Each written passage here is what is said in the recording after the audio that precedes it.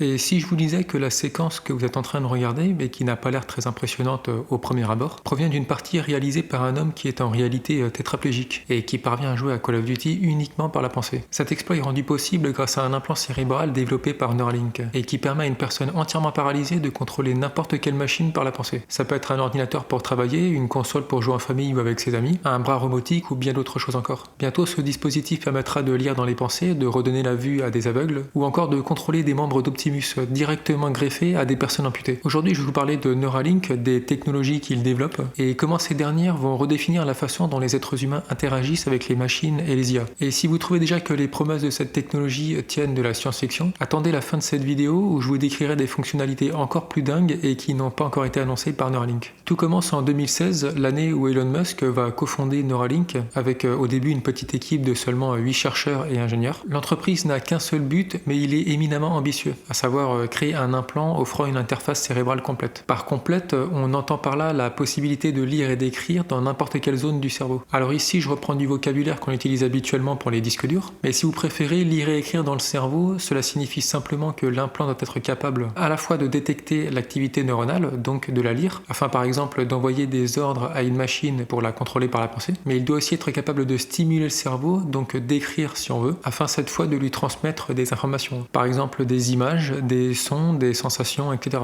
À court terme, les implants de Neuralink doivent d'abord servir à réduire la souffrance et à améliorer la vie des personnes qui sont paralysées, soit à cause d'un accident ou d'une maladie neurodégénérative. L'implant pourra aussi servir à soulager les personnes qui souffrent de douleurs chroniques ou de troubles mentaux, et à moyen et long terme, Neuralink vise à améliorer les capacités de l'humanité en général, donc y compris des personnes valides. Pour Elon Musk, le projet prend encore une autre dimension, car pour lui, l'idée maîtresse est d'utiliser les implants afin de réduire le risque civilisationnel lié à l'IA, en améliorant la symbiose entre l'humain et la machine, et donc en diminuant les différences de performance entre nous et la machine. Et accessoirement, Neuralink espère pouvoir se servir des implants cérébraux pour étendre la compréhension qu'on peut avoir de ce qu'est la conscience humaine. Beaucoup jugent ce projet complètement irréalisable, mais comme d'habitude avec les projets d'Elon Musk, au début tout le monde se moque de lui en lui disant que c'est impossible, et le jour où lui et ses équipes auront atteint leur objectif, ces mêmes personnes qui se moquaient de lui au début feront semblant d'y avoir toujours cru et diront qu'il n'y a là rien d'incroyable et que c'était faisable depuis le début. On observe toujours le même schéma à chaque fois qu'une nouvelle technologie de rupture apparaît. Vous avez toujours des soi-disant experts de mes couilles qui vont sortir de leur terrier et qui vont jurer sur la tête de leur mère que c'est impossible parce que ça viole soi-disant les lois de la physique ou je ne sais quelle autre loi qui leur permettrait d'arriver à la conclusion qu'ils ont choisie à l'avance. Et une fois la technologie arrivée à maturité, ces mêmes personnes s'étonneront qu'on ne l'ait pas inventé plus tôt tellement c'était évident. Si jamais j'avais gagné 1 euro à chaque fois qu'un con avait prétendu qu'un projet était impossible parce que ça violait soi-disant les lois de la physique, je crois qu'aujourd'hui je serais aussi riche qu'Elon Musk. De 2017 à 2018, Neuralink teste un prototype d'implant sur des rongeurs, mais à ce stade, l'implant n'est pas encore sans fil. L'expérience sert seulement à valider tout un ensemble de technologies choisies par les ingénieurs, afin de confirmer qu'ils vont dans la bonne direction. C'est l'occasion par exemple de tester la biocompatibilité des fils qui sont reliés au cerveau, afin de s'assurer que ces derniers peuvent tenir dans le tissu, sans glisser, sans se casser ou sans provoquer de rejet ou d'inflammation. Cela permet aussi de tester les circuits intégrés spécifiques à l'application et qui doivent servir à amplifier et traiter les signaux neuronaux. Et enfin, cela permet de tester et d'entraîner le robot chirurgical qui sert à implanter les fils et dont on reparlera plus en détail dans un instant. En 2019, l'entreprise s'agrandit et compte désormais 90 employés et elle réussit à lever 158 millions pour financer ses recherches. L'année suivante, le 30 août 2020, Neuralink sort de l'ombre et annonce avoir développé son premier dispositif sans fil qu'elle implante chez une truie. Plus spécifiquement dans une partie du cerveau impliquée dans le traitement des signaux provenant du museau qui est extrêmement sensible chez un porc. Lors de cette démonstration, on pouvait observer en direct sur un écran une partie de l'activité cérébrale de l'animal pendant que celui-ci reniflait son environnement. Cette expérience permet de tester l'implant sur un cerveau beaucoup plus gros et plus compliqué que celui d'un rongeur. Et donc cela permet de se rapprocher considérablement des conditions réelles d'implantation chez un être humain. On teste à nouveau la stabilité de l'implant dans le tissu cérébral et cette fois le cerveau est assez grand pour pouvoir expérimenter l'insertion des fils à différentes profondeurs. Neuralink en profite aussi pour tester la détection automatique des vaisseaux sanguins, indispensable pour éviter des micro-hémorragies locales ou pour éviter des réactions immunitaires qui risqueraient de dégrader l'implant. Le 30 janvier 2021, Neuralink présente au public son fameux robot chirurgical qui est chargé d'implanter les fils dans le cerveau. Et là, c'est le moment de vous présenter plus en détail le dispositif de Neuralink afin de comprendre en quoi le robot chirurgical est indispensable pour l'opération. Voici une vue détaillée de l'implant qu'on appelle The Link. À la base du dispositif, vous avez des fils fils ultra souples, ce sont eux qu'on implante dans le cerveau du participant et qui auront pour rôle de relever l'activité des neurones. Dans la première version de The Link, il y a 64 fils en tout, fabriqués en polyimide, un polymère biocompatible qui possède d'excellentes propriétés de résistance, parfait pour ce type d'opération. Chaque fil fait entre 4 et 6 microns d'épaisseur, ce qui est 10 à 15 fois plus petit qu'un cheveu humain. Et chaque fil est parcouru par 16 électrodes, ce qui fait 1024 électrodes réparties sur 64 fils. Ce sont ces électrodes qui vont permettre de détecter l'activité électrique des neurones. Ces signaux sont ensuite transmis à une puce, conçue spécifiquement par les ingénieurs de Neuralink. La première version s'appelle la puce N1. Son rôle est d'amplifier les signaux électriques, de convertir le signal analogique en numérique, de filtrer les signaux parasites, puis de compresser et de transmettre les données via Bluetooth vers un dispositif branché en USB sur une machine. Par exemple un ordinateur ou une console de jeu qui va décoder le flux de données en action et en intention. Le système est alimenté par une mini batterie qui se recharge par induction et le tout est hermétiquement scellé dans un boîtier lui aussi biocompatible et conçu pour résister à des conditions physiologiques plusieurs fois plus dures que celles du corps humain. Maintenant vous comprenez peut-être un peu mieux pourquoi l'opération ne peut se faire sans un robot chirurgical. Premièrement, les fils sont beaucoup trop fins pour être implantés par une main humaine, aussi habile soit-elle. Deuxièmement, il faut éviter les vaisseaux sanguins. Et troisièmement, comme l'explique Elon Musk dans une conférence, le cerveau n'est pas inerte. Il se dilate et se contracte à chaque battement de cœur, ce qui induit un mouvement de l'ordre de 3 mm. Ça paraît peu, mais c'est largement suffisant pour faire échouer l'implantation d'un fil, qui doit être implanté non seulement à une position précise, mais aussi à une profondeur précise. On ne plante pas des fils dans le cerveau comme on plante des patates dans la terre. Chaque fil doit être implanté avec une extrême précision. Pour cela, le cerveau de chaque participant est préalablement scanné par les équipes de Neuralink à l'aide de l'un des scanners IRM les plus puissants du monde, acheté à Siemens et installé dans les locaux de l'entreprise. Ce scanner permet de cartographier avec précision la zone du cerveau qui va recevoir les fils. Pour ça, le participant entre dans l'IRM et pendant qu'on scanne son cerveau, les ingénieurs de Neuralink demandent au participant de visualiser par exemple les mouvements de sa main, dans le cas où il s'agirait d'un implant qui vise le cortex moteur, et le simple fait d'y penser fait s'illuminer les zones correspondantes au mouvement, ce qui permet plus tard de les cibler avec une très grande précision pendant l'opération. En parlant d'opération, je vous présente le robot chirurgical surnommé la machine à coudre par Neuralink. Elle est composée d'une plateforme qui se déplace sur 3 axes afin de positionner la tête du robot. La tête, elle, contient pas moins de 5 caméras ainsi qu'un système de tomographie en cohérence optique abrégé TCO. En gros, c'est une technique d'imagerie médicale qui utilise une onde lumineuse proche de l'infrarouge afin de capter des images tridimensionnelles du tissu. C'est ce qui permet à la machine d'éviter les vaisseaux sanguins lors de l'implantation des fils. Et enfin, la pointe de l'aiguille elle-même fait seulement 15 microns d'épaisseur et elle est capable d'implanter jusqu'à 6 fils par minute avec une précision micrométrique. Le 9 avril 2021, l'entreprise parvient à implanter l'une de ses puces dans le cerveau d'un macaque. Plus précisément, la puce est implantée dans la zone du cortex moteur, responsable des mouvements du bras et de la main. Grâce au système de Neuralink, le singe est capable de jouer à Pong uniquement par la pensée. Voici comment les équipes s'y sont prises. Avant l'implantation, elles ont d'abord entraîné le singe à jouer en utilisant un joystick et à chaque fois qu'il marquait des points, il était récompensé par du smoothie à la banane distribué via une paille. Après l'implantation, ils ont fait rejouer le singe, mais ce qu'il ignorait, c'est que le joystick était débranché. À ce stade, le singe continue de déplacer le joystick, ce qui sollicite la zone du cerveau responsable du mouvement. Cette activité est captée par le Neuralink et c'est lui qui transmet l'information à l'ordinateur et non le joystick. Et dans un troisième temps, ils ont carrément supprimé le joystick, afin de valider que le simple fait de penser au mouvement suffit pour activer la zone du cerveau correspondante. Ce succès permet à l'entreprise de passer à l'étape suivante, l'expérimentation sur des humains. En mai 2023, la FDA, l'agence américaine des produits alimentaires et médicamenteux, c'est-à-dire ceux qui sont chargés de réglementer et d'autoriser la mise sur le marché de nouveaux médicaments ou dispositifs médicaux, donne son feu vert à Neuralink pour commencer les premiers essais cliniques sur des humains. En septembre 2023, Neuralink lance un appel aux volontaires, au cours duquel ils vont recruter leur premier participant en la personne de Nolan Arbog. Pour la faire courte, Nolan est un homme d'une trentaine d'années, originaire de l'Arizona. Il est devenu tétraplégique en 2016 suite à un accident qui a eu lieu dans un camp d'été. Alors qu'il faisait de la plongée avec ses amis, il a reçu un coup sur la tête, ce qui a disloqué 2 vertèbres, provoquant une grave blessure à la moelle épinière qu'il a laissé paralysé à partir des épaules. Il racontera plus tard en interview que lorsqu'il a vu l'ouverture des recrutements pour les premiers tests humains de Neuralink, il n'a pas hésité une seule seconde à se porter volontaire. Même s'il était conscient des risques, il voulait aider à faire avancer la technologie. On arrive alors le 28 janvier 2024, date de l'opération, qui s'est effectuée au Barrow Neurological Institute, situé à Phoenix, en Arizona. Il s'agit ni plus ni moins que du plus grand institut de traitement et de recherche sur les maladies neurologiques au monde. L'opération s'est très bien passée, tellement bien que Nolan a pu sortir de l'hôpital le lendemain même de l'opération. Précisons que c'est ici le modèle nommé télépathie qui est implanté à Nolan. Car en effet, Neuralink prévoit de développer différents modèles de son implant, chacun étant implanté dans une zone différente du cerveau afin de proposer des fonctionnalités différentes. Le modèle télépathie, en l'occurrence, est implanté dans la la zone du cortex moteur, à savoir celle qui est dédiée au mouvement. Et son but est principalement d'offrir la possibilité de contrôler le curseur d'un ordinateur par la pensée. Mais comme on va le voir dans un instant, ce contrôle peut s'étendre à peu près n'importe quelle machine. Le moins qu'on puisse dire, c'est que les premiers essais seront très encourageants, puisque dès le premier jour d'utilisation, Nolan va battre le record mondial de contrôle de curseur avec une interface cerveau-machine, atteignant 4,6 bits par seconde. Pour faire simple, les 4,6 bits par seconde, c'est une mesure qui combine à la fois la vitesse de déplacement du curseur et la précision. Nolan dira lui-même qu'il était étonné de la facilité avec laquelle il avait battu le record. Une fois l'appareil calibré et maîtrisé, Nolan va se mettre à l'utiliser pour de nombreuses tâches. Il va par exemple s'en servir pour jouer aux échecs. D'ailleurs, il sera tellement bon qu'il va réussir à gagner des parties rapides contre des membres de l'équipe de Neuralink. On le verra aussi s'en servir pour jouer à Civilization 6 en mode empereur, c'est-à-dire le mode de difficulté le plus dur du jeu. Il pourra même jouer à Mario Kart. Et enfin, on le verra s'en servir lors de ses déplacements en avion. Mais au-delà des applications, Nolan va aussi beaucoup contribuer au développement de l'implant parce qu'il va de lui-même chercher à tester le système, en essayant par exemple de visualiser plusieurs manières de déplacer le curseur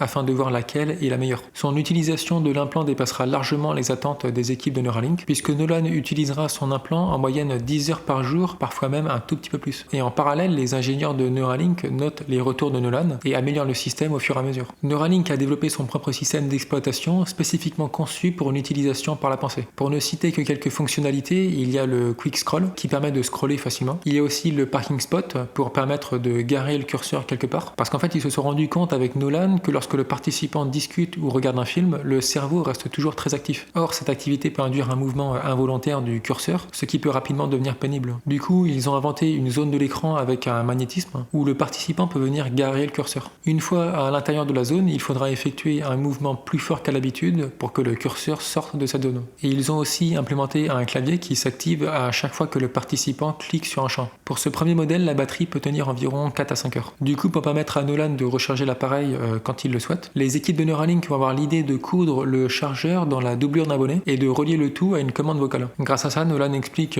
qu'il pourra enfin jouer à Civilization 6 jusqu'à très tard dans la nuit. Pour comprendre à quel point cela peut changer la vie d'une personne tétraplégique, dites-vous qu'avant Neuralink, Nolan utilisait ce qu'on appelle un bâton buccal. Comme son nom l'indique, c'est tout simplement un bâton que la personne tient dans sa bouche et avec laquelle il va pouvoir se servir d'un ordinateur. Malheureusement, comme vous vous en doutez, ce système a plusieurs défauts. Premièrement, la manipulation du bâton buccal implique évidemment une certaine fatigue. Deuxièmement, la vitesse et la précision des mouvements sont très limitées. Et encore, quand il s'agit de simplement naviguer sur un ordinateur, ça peut aller. Mais lorsqu'il s'agit de taper au clavier, il faut plusieurs minutes juste pour écrire quelques phrases. Et troisièmement, le bâton buccal ne peut pas être utilisé en position couchée. Or, il faut savoir qu'une personne tétraplégique ne peut pas rester assise toute la journée non-stop, à cause notamment des problèmes de circulation sanguine que cela implique. Alors que l'implant The Link, lui, peut être utilisé en position allongée depuis un lit sans aucun problème. Nolan dira plus tard du produit: The Link m'a aidé à renouer avec le monde, mes amis et ma famille. Cela m'a redonné la capacité de faire des choses par moi-même sans avoir besoin de ma famille à toute heure du jour et de la nuit. Avant, mon apprentissage se limitait à regarder YouTube. Ce n'est plus ce que je fais. Je peux maintenant utiliser différentes applications pour faire des choses plus interactives et pratiques en ligne. J'ai l'impression d'apprendre beaucoup plus. Je travaille et j'apprends du lever au coucher du soleil. Ce n'est pas quelque chose que je pourrais faire sans Neuralink. Nous commençons tout juste à effleurer les capacités et les possibilités de cet appareil. Je pense que dans l'avenir, il va améliorer la vie de nombreuses personnes, les rendre beaucoup plus indépendantes et plus capables de faire beaucoup de choses. Malgré toutes ces réussites, il y a quand même une ombre au tableau. Quelque temps après l'implantation, un problème est apparu. Les chercheurs se sont rendus compte que 85% des fils de l'implant s'étaient rétractés, ce qui fait que les électrodes ne pouvaient plus capter l'activité du cerveau. Autrement dit, 85% des électrodes étaient devenues hors service. À l'époque, de nombreux journaux avaient repris l'info, titrant que l'implant de Neuralink était un échec et que l'entreprise dissimulait des difficultés majeures. En réalité, Neuralink a fait une conférence en ligne dans laquelle ils ont expliqué en long, en large et en travers le pourquoi du comment de la rétractation des fils et de la solution qu'ils comptaient apporter pour régler le problème. Pour comprendre pourquoi les fils se sont rétractés, il faut comprendre quelques détails au sujet de l'opération. Comme l'explique Matthew McDougall, le spécialiste de la neurochirurgie chez Neuralink, lorsque des chirurgiens doivent opérer un cerveau, ils vont contrôler le taux de CO2 dans le sang afin de permettre au cerveau de se contracter ou de se dilater selon l'endroit ciblé. En général, les neurochirurgiens font rétrécir le cerveau en diminuant le CO2 afin d'avoir plus d'espace autour du cerveau. Le problème, c'est que cela emprisonne une petite quantité d'air entre le cerveau et le crâne. Et après l'opération, lorsque le patient se redresse, cette poche d'air migre vers le sommet du crâne, là où se trouve l'implant. Et l'air s'infiltre dans le jeu qu'il y a entre les fils et le cerveau, ce qui contribue à déloger certains de ces fils. Ce problème a évidemment diminué les performances de l'implant et donc la capacité de Nolan à contrôler rapidement le curseur de son ordinateur. Face à ce problème, les équipes de Neuralink ont très rapidement écarté l'option qui aurait consisté à retirer l'implant. À la place, ils se sont contentés d'une simple mise à jour logicielle dans le but d'améliorer l'efficacité du traitement des maigres informations qui provenaient des fils restants. Et ça a totalement fonctionné. Après la mise à jour du logiciel, Nolan a de nouveau réussi à atteindre 9,6 bits par seconde avec seulement 15% des électrodes fonctionnelles. Au final, loin de freiner Neuralink, ce problème a au contraire démontré la résilience de leur système qui s'avère toujours 10 fois plus performant que tout ce qui a été créé jusque-là, même avec seulement 15% des électrodes fonctionnelles. Plus tard dans l'année, le 4 août 2024, Neuralink enchaîne sur un deuxième patient. Dès le deuxième patient, 3 améliorations sont apportées. Premièrement, pour ce deuxième participant qui s'appelle Alex, l'équipe de chirurgie est bien décidée à ne pas reproduire la même erreur qui a conduit à la rétractation de 85% des fils. Pour éviter la création d'une poche d'air, il décide cette fois-ci de contrôler le taux de CO2 de manière à ce que le cerveau conserve la même taille, voire se dilate très légèrement, histoire d'écarter toute possibilité de voir de l'air se loger entre le cerveau et le crâne. Deuxièmement, Neuralink va également apporter une seconde amélioration pendant l'opération, cette fois au niveau de l'installation de l'implant lui-même. Pour Nolan, l'implant avait été installé dans l'ouverture du crâne, sans chercher à usiner celui-ci afin qu'il s'adapte à la forme du boîtier. Le problème, c'est que comme le boîtier ne fait pas exactement la même épaisseur que le crâne, d'une part, cela laisse un espace à l'intérieur du crâne entre le boîtier et le cerveau, et avec le temps, le cerveau pourrait venir combler cet espace, ce qui en soi n'est pas forcément dramatique pour le cerveau, qui ne fait que s'adapter à la forme du contenant, mais ça l'est un peu plus pour les fils qui, eux, risquent de ne pas tenir pendant ce mouvement. Et d'autre part, l'absence d'usinage fait ressortir l'implant, créant une bosse à l'extérieur du crâne. Alors évidemment, les équipes de Neuralink ne sont pas stupides et avaient déjà pensé à tout ça avant la première opération, mais après concertation, ils avaient choisi de ne pas toucher au crâne, préférant se concentrer sur l'opération de base, sans chercher à compliquer davantage les choses, et on peut les comprendre. Mais comme la première opération s'est globalement bien déroulée, ils ont décidé avec les futurs participants de sculpter une partie du crâne afin de faire disparaître l'implant. Et en plus du côté esthétique, cela permet de réduire la tension sur les fils et donc la probabilité pour ces derniers de se rétracter. Et troisièmement, ils vont cette fois implanter des fils à différentes profondeurs, ce qui n'était pas le cas pour Nolan. Et toutes ces petites améliorations portent leurs fruits puisque aucune poche d'air n'a été constatée chez le deuxième patient. Grâce à ça, on passe de 15% d'électrodes fonctionnelles chez le premier patient à 39% d'électrodes fonctionnelles chez le deuxième patient. Et là, vous pourriez me demander, et à juste titre, comment se fait-il que seulement 39% des électrodes soient fonctionnelles si en même temps tu prétends que le problème de la poche d'air a été résolu? Eh bien pour la simple et bonne raison qu'avec ou sans problème de rétractation, tous les fils implantés ne sont pas forcément fonctionnels. En effet, pour qu'un fil serve à quelque chose, encore faut-il qu'il soit à proximité d'un neurone et à proximité d'un neurone utile de préférence. Parce qu'au premier abord, on pourrait croire que le cerveau c'est un énorme tas de neurones et qu'en plantant des fils dedans, on va forcément toucher des neurones. Eh bien non, malheureusement, c'est pas aussi simple que ça. Je vais vous faire une analogie que tout le monde va comprendre. Imaginez que le cerveau soit une forêt dans laquelle chaque arbre représente un neurone et où l'activité des différents animaux qui peuplent la forêt représente l'activité du cerveau. Ensuite, imaginez que les électrodes qu'on implante dans le cerveau soient ici représentées par des micros reliés à des câbles que l'on va jeter dans la forêt afin d'en écouter l'activité. Imaginez que vous jetez dans la forêt 64 câbles, tous munis de 16 micros. Sur les 64 câbles, il y en a certains qui vont tomber près d'un nid d'oiseau, d'autres près d'un terrier et d'autres encore près d'une mare où se rassemblent les animaux pour boire. Mais il y en a d'autres qui vont tomber dans un tas de feuilles et d'autres qui vont se planter dans la terre. Tous les micros jetés ne seront donc pas utiles pour écouter l'activité de la forêt. Pire encore, les micros qui ont raté leur cible vont juste produire du bruit qui ne sert à rien. Donc il vaudra mieux les désactiver pour ne garder que les micros intéressants. Et bien avec un implant cérébral, c'est pareil. Quand bien même il n'y a pas de poche d'air, ni de rétractation, tous les fils ne vont pas forcément atteindre leur cible. Et ceux qui sont tombés à côté, Neuralink va volontairement les désactiver puisqu'ils ne servent à rien du coup. Et cela évitera qu'ils produisent du bruit qui n'aura d'autre utilité que d'embrouiller l'algorithme. D'où l'intérêt, rappelez-vous, d'avoir un scanner pour mapper le cerveau du patient avant l'opération. C'est ce mappage qui permet de déterminer où seront implantés les fils. Et cette implantation est différente pour chaque patient. De loin, on a l'impression que tous les cerveaux se ressemblent, mais en réalité, les cerveaux sont tous aussi différents les uns des autres que le sont les corps humains. Par exemple, pour le corps, la structure macro se ressemble, c'est-à-dire qu'on a tous une tête, deux bras, deux jambes, etc. Mais la structure micro, elle, est complètement différente. C'est pareil pour le cerveau. De loin, tous les cerveaux se ressemblent, et c'est normal. Tous les cerveaux sont organisés de la même manière dans les grandes lignes, avec les mêmes zones, mais au niveau microscopique, chaque cerveau est câblé différemment. Bref, j'ai hésité pendant un moment à vous parler de ce genre de détails dans la vidéo. Si ça se trouve, il y a beaucoup de gens qui vont quitter la vidéo à ce moment-là, mais à mon sens, c'est justement ce genre de détails qui permet de mieux comprendre la complexité du projet. Il ne suffit pas de planter des fils dans le cerveau et abracadabra, ça marche. Ils le disent eux-mêmes, et ils ont littéralement des milliers de petits problèmes à résoudre avant d'atteindre une interface cerveau-machine totale. Parfois, lors des conférences, ils partagent avec le public certains de ces problèmes, et c'est ce qui me permet de faire cette vidéo. Mais dites-vous bien que ce n'est que la partie émergée de l'iceberg des problèmes auxquels les équipes de Neuralink sont confrontées. Ceci étant dit, revenons à Alex. Là, je vous préviens, on passe encore à un niveau niveau supérieur.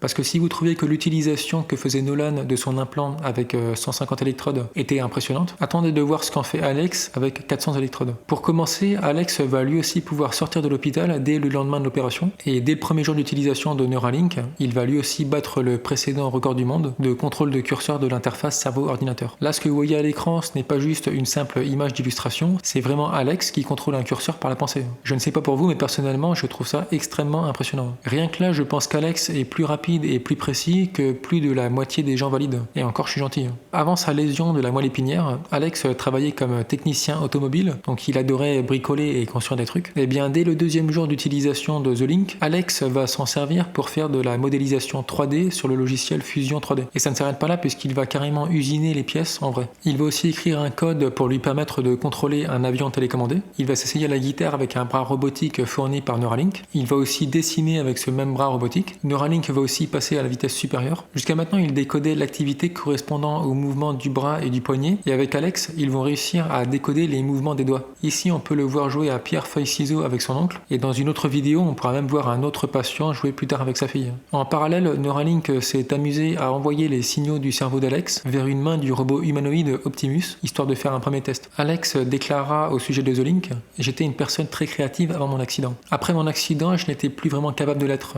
Et cela a vraiment entravé mon envie de créer des choses. Avoir l'interface cerveau-ordinateur, cela me permet de repousser les limites de ce que je peux créer. The Link est une étape importante sur le chemin de la reconquête de ma liberté et de mon indépendance. Mais ça ne s'arrête pas là. On avait vu Nolan jouer à des jeux dont les contrôles sont relativement simples, comme Civilization 6, les échecs ou même Mario Kart. Mais Alex, lui, il va carrément s'en servir pour jouer à des FPS comme Counter-Strike ou Call of Duty. Et là, il faut bien comprendre l'exploit que représente le fait de contrôler un FPS par la pensée. Parce que là, il ne s'agit pas simplement de bouger un curseur sur un écran et de cliquer, mais il s'agit de réussir à contrôler deux joysticks en même temps, alors que chacun d'eux peut bouger dans 4 directions différentes, auxquelles vient s'ajouter la commande de tir et manifestement la commande de saut, puisqu'on le voit sauter à un moment donné. Lors d'une conférence, l'un des employés explique que pour réussir ça, ils ont assigné à chaque joystick des signaux neuronaux correspondant soit au mouvement du pouce, soit à ceux du poignet ou encore à ceux du bras. Et ils ont essayé plusieurs combinaisons avec Alex. Et ils ont fini par trouver que ce qui fonctionnait le mieux, c'était de commander le joystick gauche avec le pouce et le joystick droit avec les mouvements du poignet. Ce qui est drôle, c'est que quand on y pense, ce mappage des touches est finalement assez proche de celui d'un joueur FPS qui joue clavier-souris. Puisqu'au clavier-souris, les déplacements du personnage se font avec les doigts, tandis que le déplacement de la vue se fait avec le poignet. En sachant qu'Alex jouait déjà au FPS avant son accident, je ne peux pas m'empêcher de penser que ce n'est pas un hasard s'il retrouve les mêmes contrôles par la pensée. Quelques semaines plus tard, Neuralink publie les résultats du 3e participant. Il s'appelle Brad et son cas est un peu particulier puisque contrairement aux 2 premiers, il est atteint de SLA pour sclérose latérale amyotrophique, ce qui le rend cette fois totalement paralysé. Il ne peut ni bouger, ni parler, ni même déglutir pour manger. C'est une maladie que vous avez sûrement déjà vue puisque c'est de ça qu'était atteint Stephen Hawking. Donc ça veut dire que Brad ne peut même pas utiliser le bâton buccal. Le seul et unique moyen pour lui de communiquer et d'interagir avec le monde avec un système basé sur le suivi oculaire. Mais ce système, comme le bâton buccal qu'on a vu précédemment, a lui aussi des défauts importants. Et l'un des défauts dont Brad se plaint le plus, c'est de l'impossibilité de se servir de ce système en plein jour. En effet, pour que le suivi oculaire fonctionne correctement, il a besoin d'obscurité. Donc en gros, Brad avait le choix entre rester chez lui et pouvoir communiquer, ou sortir et être totalement privé de la possibilité de communiquer et d'interagir. À cause de ça, il explique que cela faisait depuis plusieurs années qu'il n'était pas sorti de chez lui.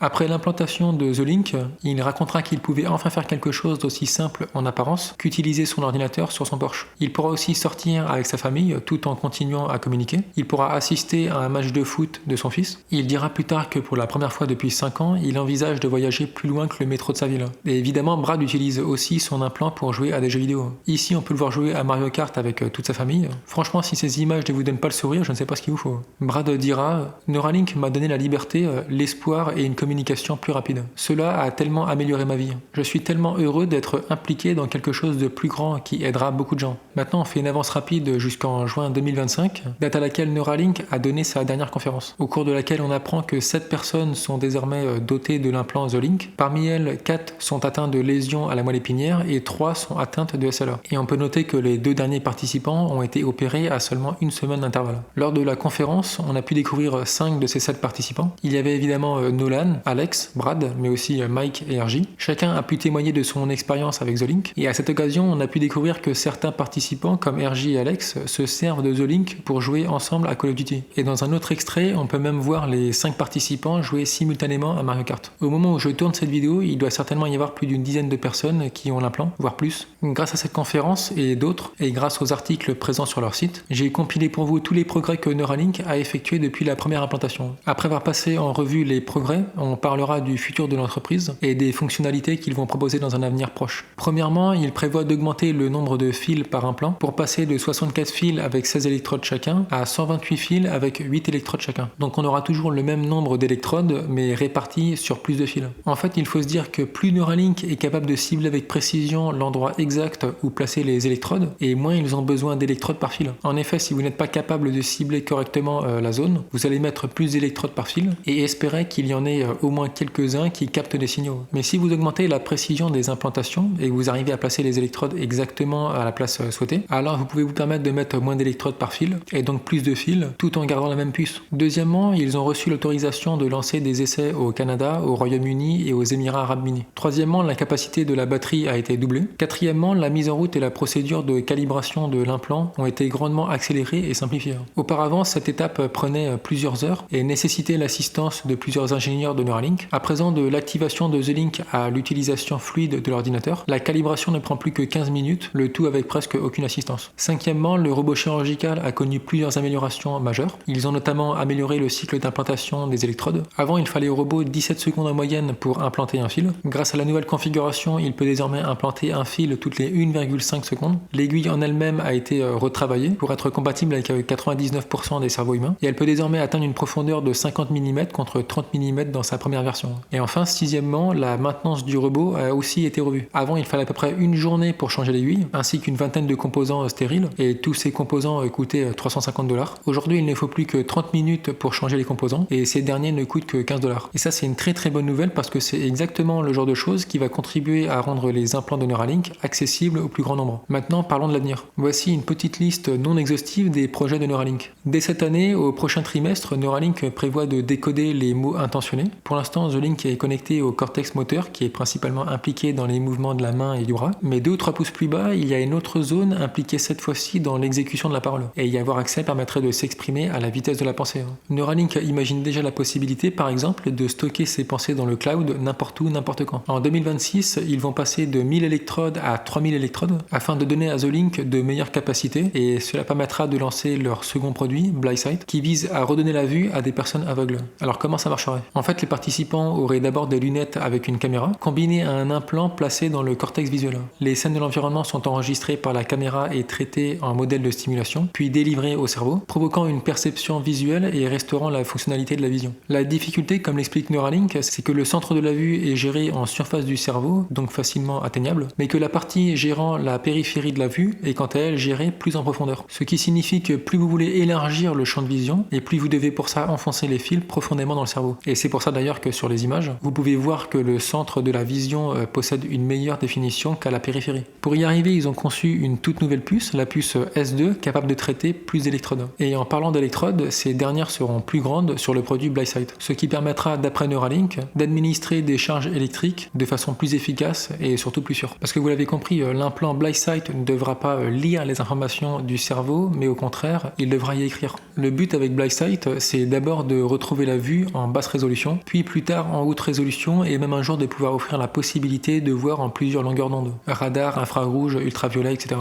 Là, vous avez un exemple du type de vision que la personne aura avec BlySight. Alors évidemment, ça semble très rudimentaire de prime abord, et ça l'est, en tout cas du point de vue de quelqu'un qui voit très bien. Mais selon moi, pour en mesurer la valeur, il ne faut pas comparer ça à quelqu'un qui voit très bien, mais plutôt à quelqu'un qui ne voit rien du tout. Même si au départ, la vision sera en noir et blanc et en très basse résolution, ça sera toujours infiniment mieux que d'être complètement aveugle. Et je ne sais pas pour vous, mais personnellement, j'ai très hâte de découvrir la réaction de personnes aveugles qui retrouvent la vue. Par ailleurs, Neuralink a expliqué qu'il fallait une électrode pour chaque pixel qui apparaît dans le champ de vision, si on peut appeler ça des pixels. Donc pour vous donner un ordre d'idée, pour avoir un jour une vision en 144p, je vous ai mis un exemple ici, il faudra réussir à implanter environ 25 000 électrodes. 25 000 électrodes, ça paraît encore jouable. À ce niveau-là, on n'est pas encore dans la science-fiction. Et je ne sais pas ce qu'il en est pour vous, mais personnellement, ne serait-ce qu'une vision en 144p, je trouverais ça absolument prodigieux. C'est complètement dingue de se dire que l'humanité a atteint un tel niveau de développement dans la technologie et la médecine qu'on peut redonner la vue à des aveugles. En 144p, une personne peut retrouver une autonomie, sortir sans assistance, faire la cuisine sans être obligé de se fier au toucher, etc. Ensuite, si on veut passer à une vision en 1080p, il faudra implanter environ 2 millions d'électrodes. Et pour une vision en 4K, ça serait environ 8 millions d'électrodes. Projet suivant, vous vous souvenez d'Alex et la main d'Optimus? Elon Musk explique qu'à terme, le but sera de permettre aux participants de contrôler par la pensée l'entièreté du robot Optimus. Une personne entièrement paralysée pourra alors se projeter via des lunettes de réalité virtuelle à travers un robot qui fera office de deuxième corps. Et ceux qui n'ont aucun problème neurologique mais qui ont perdu un membre, comme une main, un bras ou une jambe, pourront se faire installer un membre d'Optimus afin de retrouver toutes leurs capacités. De plus, à l'avenir, Neuralink souhaite mettre un implant dans le cortex somatosensoriel afin de coupler un feedback du toucher avec le contrôle de membres bioniques. Et plus tard, Neuralink vise carrément à relier les neurones endommagés de la moelle épinière afin de réanimer le corps et de marcher à nouveau, et d'avoir une fonctionnalité corporelle complète. Plus tard, Neuralink prévoit aussi d'offrir aux participants le contrôle de leur fauteuil roulant afin de leur faire gagner en autonomie. Et si ça peut vous rassurer, Neuralink a dit qu'il limiterait quand même la vitesse du fauteuil à 150 km/h pour des raisons de sécurité.